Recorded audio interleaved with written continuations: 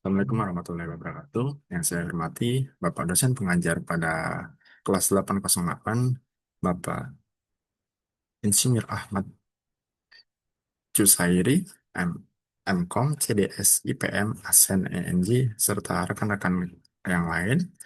Perkenalkan, saya Hindra Mulia Pebdilian. Pada kali ini saya akan membahas tentang konseptual dan analisis e-bisnis pada perusahaan Jago Coffee dalam ruang lingkup bisnis intelijen.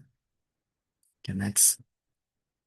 Rekan-rekan sekalian, kita saat ini hidup di era digital, di mana perkembangan teknologi informasi bergerak sangat cepat. Dampak langsung dari fenomena ini adalah terjadinya lonjakan volume data bisnis yang masif. Temukan data mentah ini bagaikan pisau bermata dua. Ia menjadi tantangan operasional sekaligus peluang kompetitif yang luar biasa bagi para pengambil keputusan. Sekali Disinilah bisnis intelijen hadir sebagai respons strategis untuk mengekstrak data mentah ini menjadi wawasan yang bermakna. Ini adalah pentingnya bisnis intelijen pada era sekarang ini. Oke, next. Definisi dan pilar bisnis intelijen. Bisnis intelijen sendiri adalah kumpulan teknologi, aplikasi, dan metodologi yang digunakan secara terintegrasi untuk mengumpulkan dan menganalisis data demi mendukung keputusan bisnis.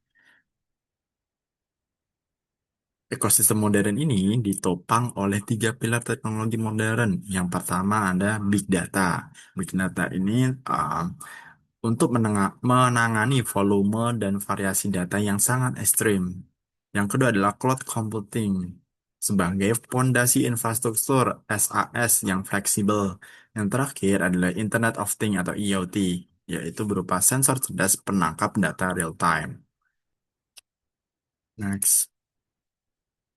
Penerapan bisnis intelijen membawa empat manfaat transformatif bagi organisasi. Yang pertama adalah kita bisa melakukan eksplorasi data multidimensional yang bertujuan untuk menemukan pola-pola tersembunyi yang dapat dikonversi menjadi peluang bisnis yang baru. Yang kedua, bisnis intelijen menggeser kultur manajemen dari intuisi belaka menuju keputusan yang empiris atau data driven dengan cara mengeliminasi faktor intuisi dalam manajemen melalui penyajian landasan analitis yang nyata dan terukur. Yang ketiga adalah adanya otomasi pelaporan instan yang bebas dari risiko human error. Jadi tujuannya agar pembuatan laporan ini sangat cepat, akurat, dan bebas dari manipulasi human error. Terakhir, tujuannya BI untuk menganalisis karakteristik pasar dengan cara meningkatkan retensi pelanggan dengan memetakan preferensi konsumen untuk mendongkrak profitabilitas. Selanjutnya adalah siklus transformasi BI atau Business Intelligence. Mari kita bedah bagaimana data berubah nilai melalui siklus transformasi Business Intelligence. Proses dimulai dari data mentah yang divalidasi dan diformat menjadi data dan informasi yang memiliki arti operasional. Dari sana dilakukan ekstraksi, pola, dan korelasi fenomena bisnis untuk menghasilkan knowledge atau pengetahuan. Knowledge inilah yang melandasi keputusan strategis berbasis empiris atau data driven yang akhirnya bermuara pada tindakan atau aksi nyata di lapangan demi memicu keunggulan yang kompetitif. Struktur arsitektur bisnis intelijen. Secara teknis, arsitektur bisnis intelijen terbagi menjadi tiga tahapan besar. Tahap awal adalah sumber dan ETL, extract, transfer, dan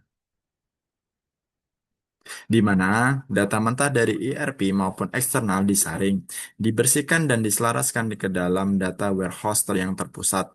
Selanjutnya, data tersebut dilakukan proses olap dan mining untuk eksplorasi data historis secara multidimensi melalui teknik slicing dan dicing demi menemukan anomali.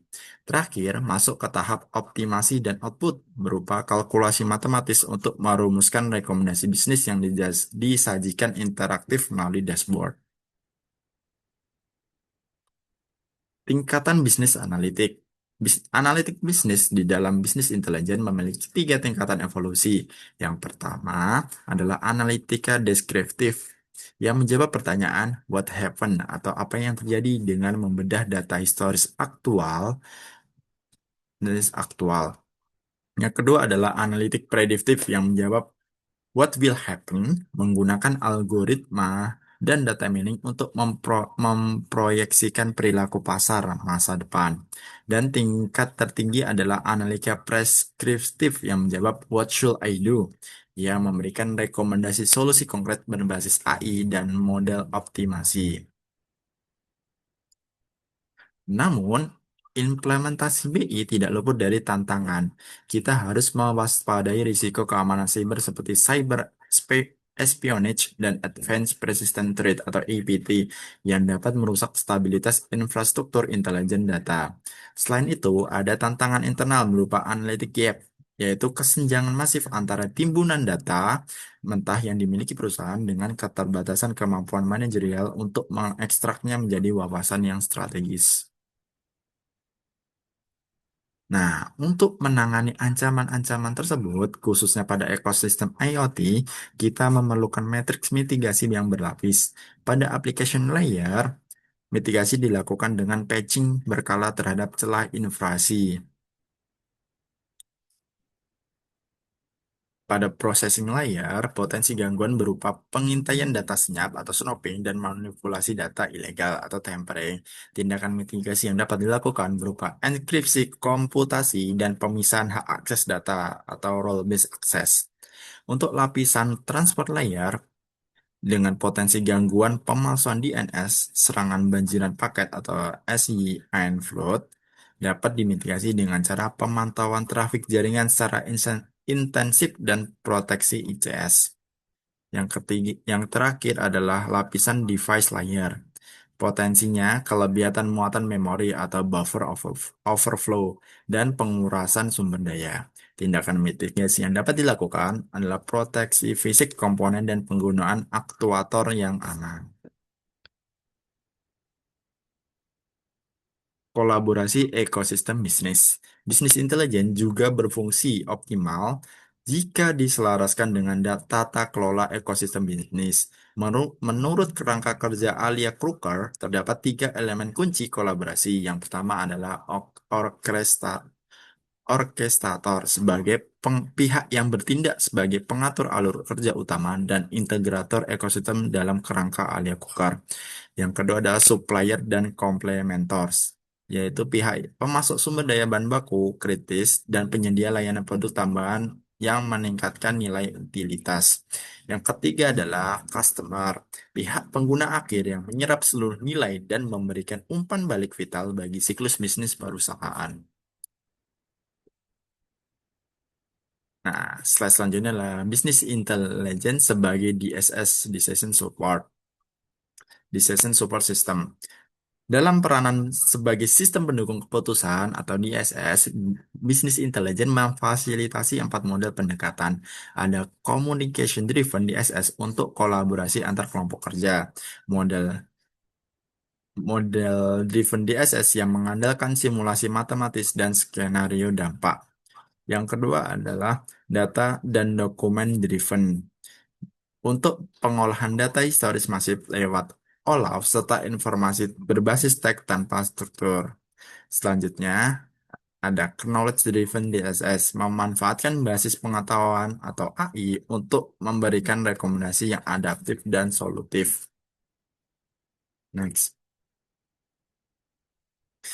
Keberhasilan adopsi bisnis intelijen sangat dipengaruhi oleh faktor kontingensi melalui kerangka TOE atau aspek teknologi, organisasi, dan environment.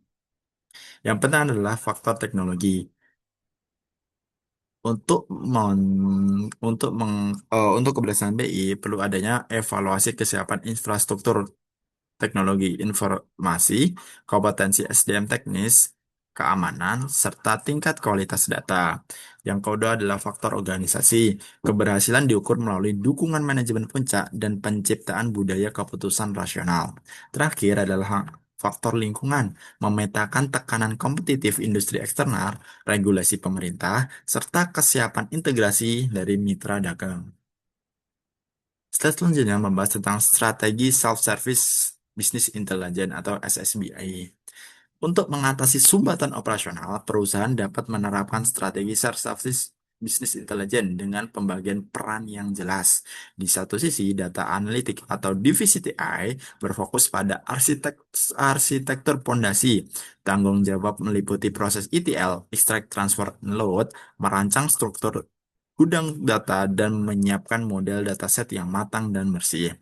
Selanjutnya adalah peran business user atau end user yang menjalankan fungsi demokratisasi data, mengakses lapisan model dari TI secara instan untuk melakukan manipulasi variabel dan menarik laporan mandiri tanpa menyebabkan sumbatan. Selanjutnya ada data mining atau knowledge discovery in database KDD. Data mining bekerja secara cerdas mengeksplorasi basis data berskala besar untuk menemukan pola tersembunyi yang krusial bagi bisnis.